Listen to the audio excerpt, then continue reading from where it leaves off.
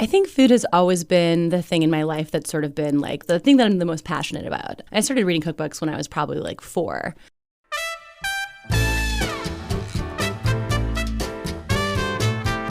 I'm Robin Sessingham, and this is The Zest. Citrus, seafood, Spanish flavor, and Southern charm. The Zest celebrates cuisine and community in the Sunshine State.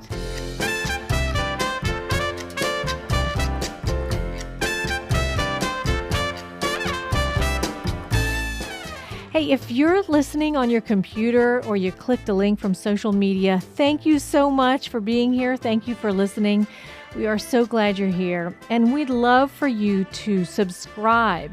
It is absolutely free, and that way each episode will download automatically to your phone or your other mobile devices. Just go to thezestpodcast.com and click on how to listen to a podcast.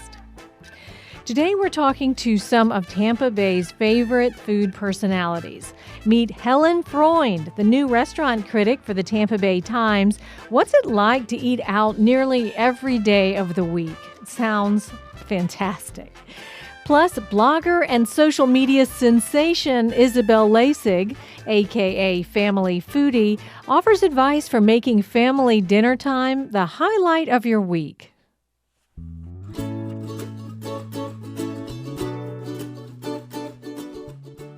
Helen Freund has some big shoes to fill, but she's ready.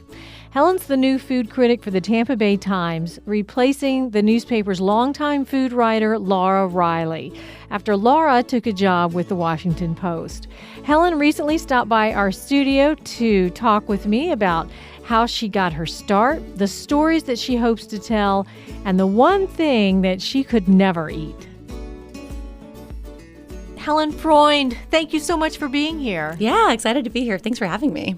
So let's talk about your background a little bit. You just arrived here from New Orleans, where you were the food critic for a alternative weekly. Yep. Yeah, I was the restaurant writer and food critic there for the last 4 years. They're called Gambit Weekly. And then I was also a contributing features writer for the New Orleans Advocate, which is sort of like the daily newspaper there. And you had been a reporter at the Times-Picayune before that, right? A general assignment reporter? Yeah. I moved to New Orleans from New York in 2012 to join the Times-Picayune.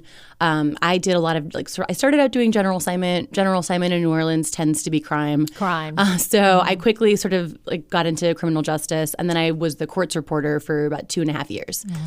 So you were there long enough to really fall in love with New Orleans. Oh, yeah. It still feels like home. Yeah. And food there is king. Oh, yeah. I mean, I was the restaurant editor at the Alt Weekly, but we had several other restaurant writers for other papers there. It was an incredibly competitive beat, more so, I think, than in most other cities, because food news there was, that was like the biggest news. Top news. That was top news, yeah. You also did a stint at the Cordon Bleu cooking school in Paris. I did. You were young. Yes. So you have sort of, even though you went into reporting and general reporting and crime reporting, you always sort of knew that you had this love of an interest in food. Yeah, definitely. I think food has always been the thing in my life that's sort of been like the thing that I'm the most passionate about. I knew that I started reading cookbooks when I was probably like 4. Really? Yeah. I actually remember my first cookbook. It was, I was living in the Bay Area, and, Alice Waters has this restaurant there called Chez Panisse. That's kind of this iconic restaurant in the area. And she wrote a cookbook about her daughter, kind of a kid's cookbook called Fanny at Chez Panisse. And my parents got that book for me. And I remember them getting like maybe a whisk or like a kitchen gadget of some kind. And I think I was 5 tops, maybe 4 at the time. And since then, that was it. And you thought magic.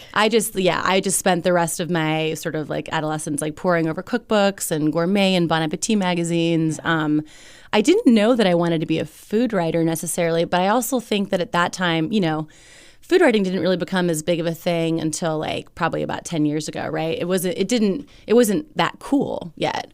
So I never thought that was really something that I had the chance to go into. For me, it was so regional too. You had Ruth Reichel, but you just had like New York or LA. Exactly. You didn't have them at more smaller towns or regional papers like you do now. Yeah, definitely not.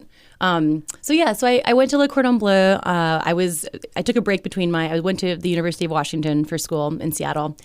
I took a break between my sophomore and junior year.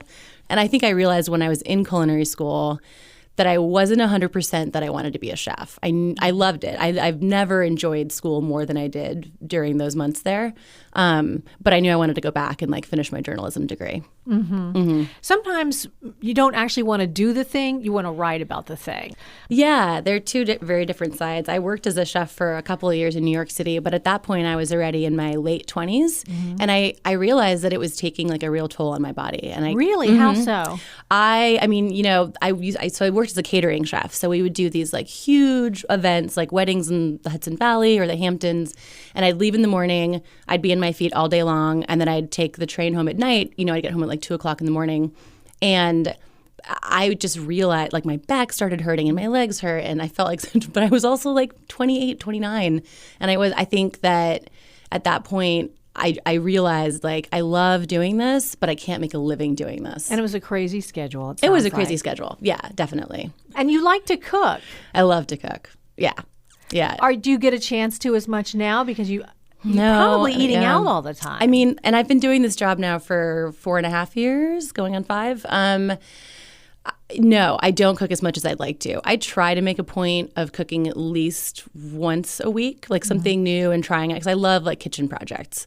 I also think there's something very cathartic about following a recipe for some reason. It's that structure, that kind of I don't know, at the end of a long day, if I'm exhausted, for me, instead of going out, I would like to go home and bake a cake or So I do try to do that. But yeah, with my job, I am going out to eat a lot. So it makes it tricky. How much? What's a food critic's life like? When I was in New Orleans, because I'd been there for longer and I was more established, I was probably doing maybe I'd say twice, 2 or 3 times a week. Here, because I've got so much catching up to do, because I'm really not only reviewing a restaurant each week, but also trying to get a grasp on Tampa Bay's culinary scene as a whole, I'm probably going out closer to 5 times a week, maybe 6. So what's your impression? You haven't been here that long, but what are your impressions so far? It's completely different than New Orleans. For one, I think what's really exciting for me is that the Tampa Bay area is a much larger metro area than the market I'm used to covering. So that means more restaurants, just the sheer physical number, right? It also means that there's a lot more diversity, I think. Even just driving through Pinellas Park the other day, I'm driving by Filipino restaurants and Korean and Polish and Indian and Thai and Vietnamese. And so that to me is very exciting. Yeah. That's interesting to me because I don't think people necessarily think Tampa Bay and think huge diversity. I know. And that when I was moving here, I didn't hear that from anyone either. But it is. It's true. It's true. It's there. So that's very exciting. I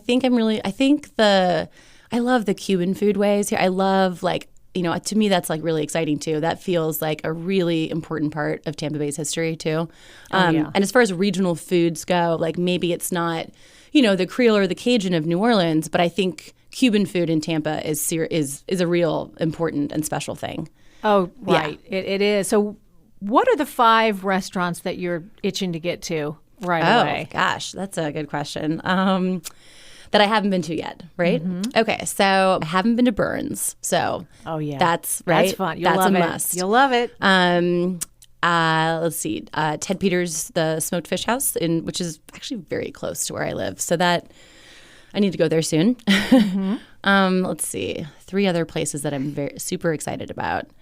Well, maybe you've already been there because if you've already been, you probably got there right away. Yeah. One of the first places that I reviewed was Okinola, which I know you guys talked to Anne as well. Yes. And that for me was really exciting because she had such a huge impact on the New Orleans restaurant scene. This is Anne Kearney. Anne Kearney, the executive chef from Okinola, who also moved here from New Orleans. Exactly. Yeah.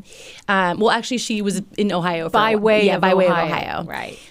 So she mentored a lot of the chefs. One in particular Kristen Essick, who's a chef in New Orleans, that I've always really admired. So for me, coming to Tampa, like I knew the one thing I wanted to do was eat at her restaurant because I wasn't there when she had her restaurant in New Orleans. Like I never got to dine there.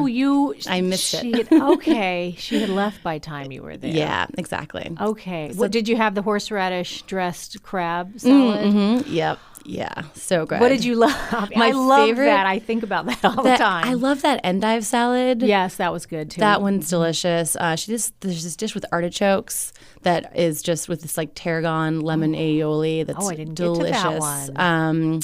What else did I have? Did you have the lemon cake? You liked that? I love the lemon cake. And that's gluten free. Oh yeah, it was good. And the short ribs.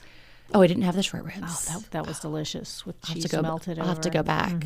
Was delicious. Okay, so Okinola. Anywhere else?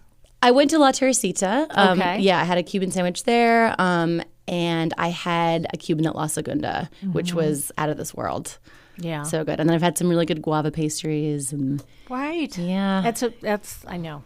It's fun. The Cuban culture is something special. It really is. Yeah.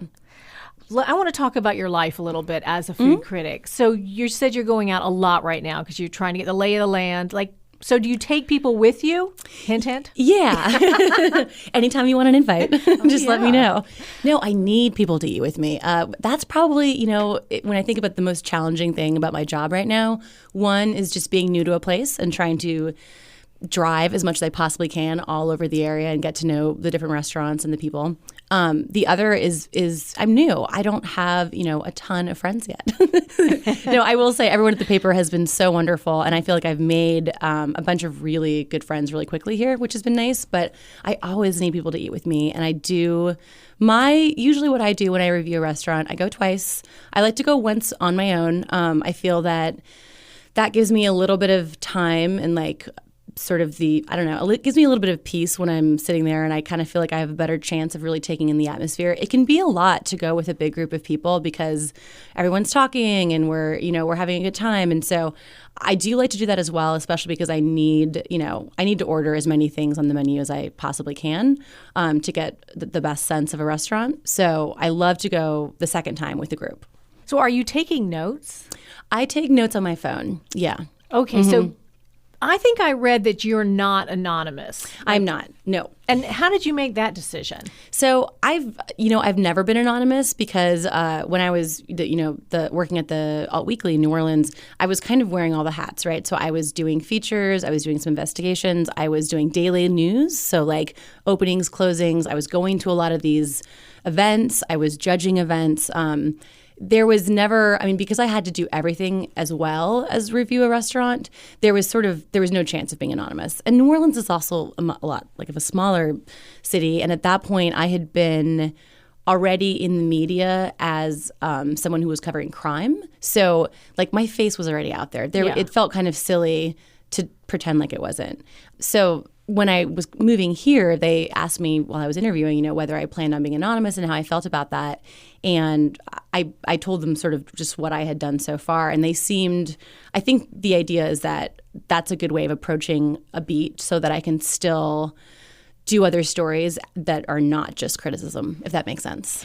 And I wonder how much difference it makes. I could see the service being better. Oh my gosh, the restaurant critics is here. Let's make sure we are perfect.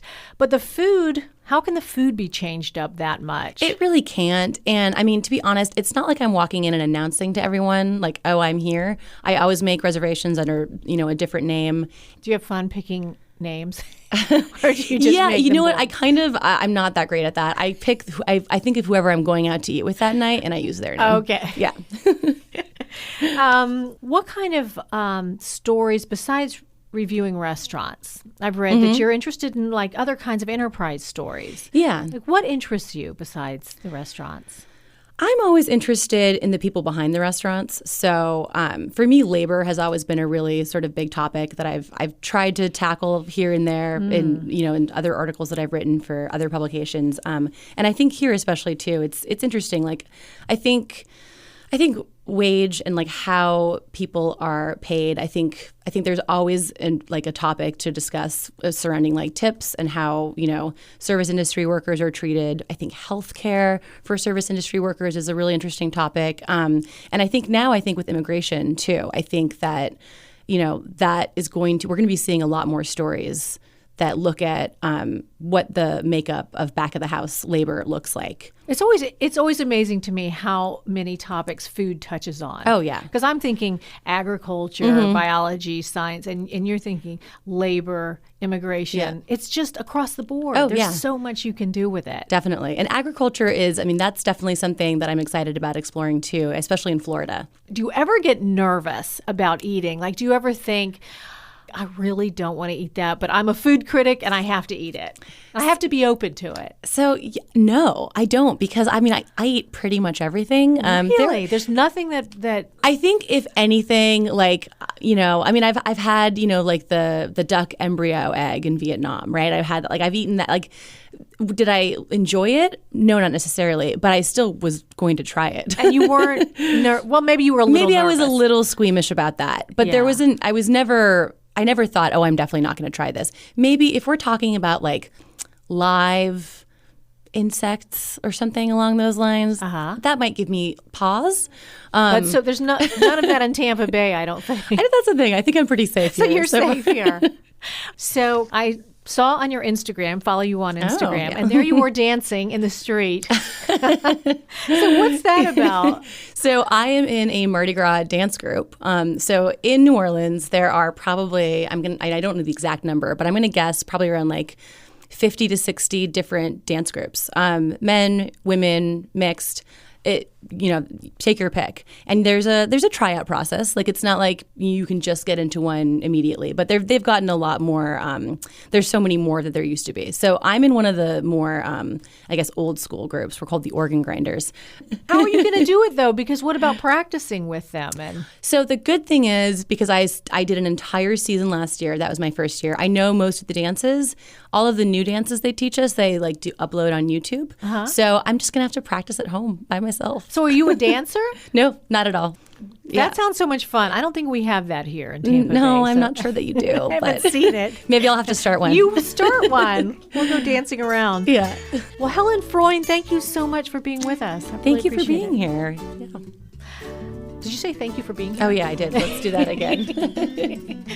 I'm always here. I'm that's me being the reporter. Right? I'm just Helen Freund is the new food critic for the Tampa Bay Times. Helen, thanks so much for being here. Thank you so much for having me. It's been great.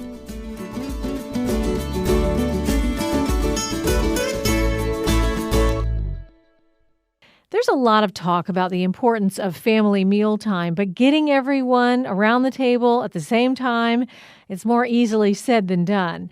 That's where Isabel Laessig comes in. The Dunedin mother of 4 is the force behind #Sunday Supper, a weekly virtual dinner party where foodies share recipes and inspiration for family meals. A lot's changed since Isabel posted her first recipe in 2011. Her Sunday Supper movement has expanded to include a network of food bloggers and brands.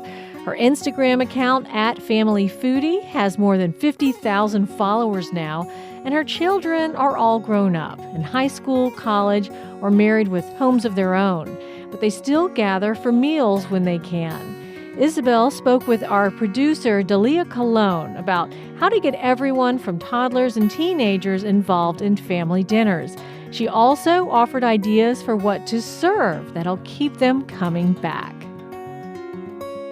So what exactly is the Sunday Supper movement and how did it get started? You know what? It's such a great story because it really came together without me realizing that it was going to be a new career. So I love telling this story. And the day that my oldest left for college, so 8 years ago, almost 9 years ago now, I asked her, what are you going to miss most about home? And her answer had a really profound effect on me. I have 4 children. We're a large family. And we always try to make a point to gather together on Sunday, shop together, cook together. And her answer to me was, I can't imagine not being home for dinner on Sunday. And it was that aha moment of, wow, the things that are the most important to you as a parent, here's my 18-year-old now saying how much that meant to her. What were you expecting her to say? I was going to miss my pet or something? Yeah, well, you know how it is, right? Teenagers, 18-year-old. I definitely did not expect that answer. And I wrote my first blog post the day after she left for college, believe it or not. And it was just, I went online, I did a little research. I realized that WordPress, so I knew nothing about this industry or this business, realized that, WordPress is out there, and just, okay, I'm just going to start, just keep, recipes together for my family. And it was the most simple recipe you could imagine. So my kids love pancakes, and I make homemade pancakes for every celebration. So whether it's winning a football game, your birthday, or so I posted that recipe for simple pancakes and had no idea what was ahead. So you were just posting the recipe for your daughter? Yeah, and for our family, I just thought I'm going to start almost like, a little online recipe box that our family could start, going back to every time that they're looking for a recipe. How did you go from posting a pancake recipe for your family to like mogul status and Sunday supper movement? How did that even evolve? People wish that would happen to them.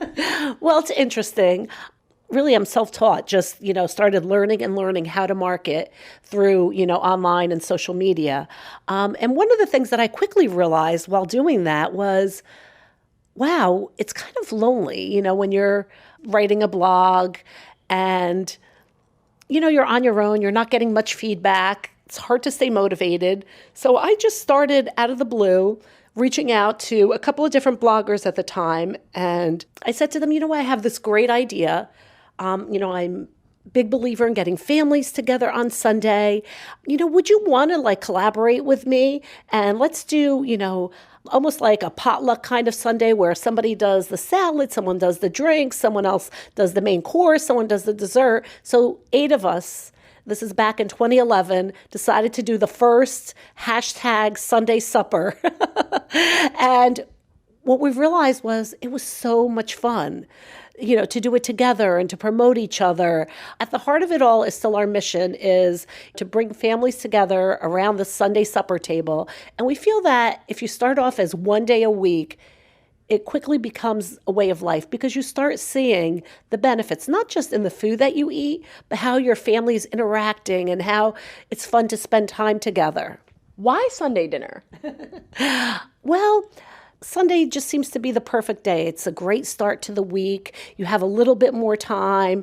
I think, the kids are almost always home. You're not running off to football practice, soccer practice. So I just really felt that Sunday is the perfect day, to have the family come together. What was your childhood like? Did you have those Sunday dinners? What memories do you have? Okay, so I am an only child. And not only am I an only child, I am an immigrant. And my parents had no one else in this country. So it was really just the 3 of us the entire time growing up. All my cousins were back in Portugal.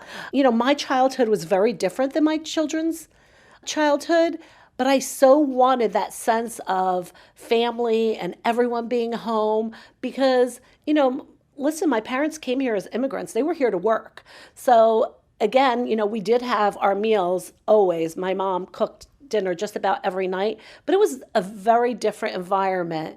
I have no regrets. I mean, it was a great childhood, but very, very different. I was a latchkey kid, so I think at the heart of it all, I really wanted that for my family. And then, so I think it became, because I was so passionate about it, it became so easy for me to share that part of me with my followers as we grew. Now, what does your Sunday supper at home look like these days? So my Sunday supper at home, I have to say, our family, we're huge carnivores. So we love grilling, of course, living in Florida. So typically we do a lot of steak on the grill. And what's great about steak, and I always say to people, once you find a good piece of meat, all you need is salt and pepper, and it's amazing. So we're, big. We love certified Angus beef. We grill it all the time. And I think maybe I bring a little bit of my roots back because we almost always combine it with some type of seafood. So crab legs, make crab legs all the time, salmon. You know what? Make it meaningful. Make it, not about the food, but about what you're doing together and that family time. And there's nothing better than finishing dinner and your kids sit and we talk, and, they're not rushing out the door. So one of the things that I would do is, and they loved, this was probably their favorite, homemade mac and cheese. And you could double those recipes over and over. And then pulled pork. So that was a huge favorite. Of course, we had to get some veggies and fruit in there. But I would say that was probably the number one dish. Another one that I do is mashed potatoes. But then on top, you do like delicious ground beef seasoned. They love that too. So you have to think about those, it's nutritious, economical, and, also really, really delicious. Before we let you go, I have 2 little kids at home and a stepdaughter away at college, and it is really tough for our family to eat together. Part of it, I'll be honest, I don't always enjoy eating with a 3-year-old. I don't enjoy getting up from my seat 10 times because somebody wants this and somebody wants that and somebody wants their food too hot, too cold. So a lot of times I just eat dinner by myself, me and Netflix, after they're in bed. What's some advice you can offer for families looking to take the first step? So I would say the main thing is going to be start off slow. Don't plan this 5-course dinner, which I think so many people, I think that is why it's overwhelming, is they start to think they have to do this and they have to do that. And if you look, my recipes are all really easy, really simple. And, start with things that you could do like pizza twists. I mean, that is so easy, and even little ones could get in on that. And one of the things that I would say that always worked for my kids is no matter what I served, I always had some type of dip. Like, kids love to dip, and it keeps them busy.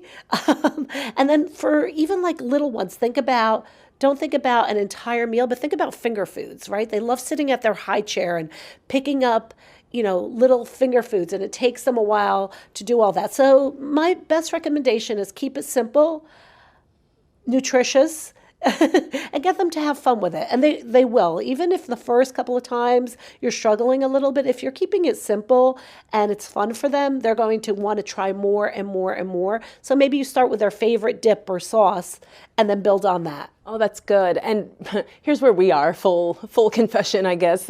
Here's where we are. We do Friday night movie night on the couch, and we make popcorn on the stove, and everybody can put the seasonings that they want. So you've got me thinking that maybe we can just start with something that's not even supper and just build on that. Well, I say that all the time. So the family table could be anywhere. It does not have to be at your kitchen table, if you really think about that. We're a huge football family. During football season, it's rare that on a Sunday we will sit at the kitchen table because we are in front of that TV. But one of our absolute favorites, probably the number one that all my kids and their friends will say, is pepperoni pizza dip. So we make, pepperoni pizza dip. We know that it's a football Sunday. We just really enjoy that. Well, Isabel Laessig, thank you so much for all these great ideas, and I can't wait to try some of your recipes. Thanks so much for having me. This has been such a pleasure.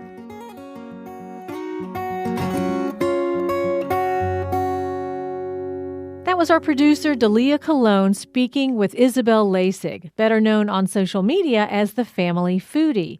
Just in time for football season, Isabel shared her family's favorite game day recipe, easy pepperoni pizza dip. You can find it on our website, thezestpodcast.com. Well, thank you so much for listening. It is so hot in Florida right now, but mint is still growing strong, even in this heat. So get the Columbia Restaurant's mojito recipe at our website, zestpodcast.com. I'm Robin Sussingham. Dalia Colon and I produce The Zest with help from Megan Trimble, Mark Hayes, and Craig George. The Zest is a production of WUSF Public Media.